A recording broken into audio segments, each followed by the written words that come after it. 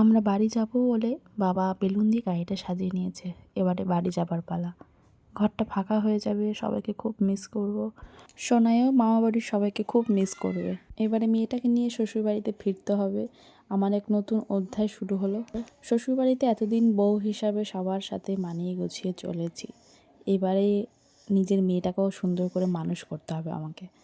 অনেক বড় দায়িত্ব নিয়ে আমি ফিরে যাচ্ছি এবারে। অনেক বড় দায়িত্ব নিয়ে এবারে শ্বশুরবাড়িতে ফিরতে হচ্ছে। মেয়েটাকে মানুষের মতো মানুষ করব, অনেক বড় করব। সবার আশীর্বাদ মাথায় নিয়ে এবারে রওনা দেব শ্বশুরবাড়ির উদ্দেশ্যে। মা, ঠাকুমা, বাবা আমাকে ছাড়তে যাচ্ছে। বাবার গাড়ি করে আমরা যাচ্ছি, আর মা আর ঠাকুমা যাচ্ছে ছাড়তে। যেহেতু আমার ভাইয়ের বউও প্রেগনেন্ট, তো এখানে আমার কাকিমা তার সাথে রয়েছে। সবার চোখের জলে এখন বিদায় নিতে হবে আমাকে। সবাই কান্নাকাটি করছিল, কিন্তু কিছু করার নেই, যেতে তো হবেই। কি ও ঘুমানোর টাইম, ওই যে মামি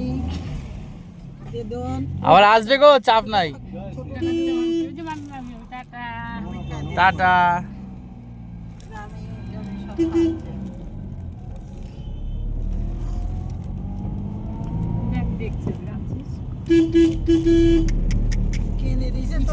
আমার জীবনে নতুন একটা অধ্যায় শুরু হলো।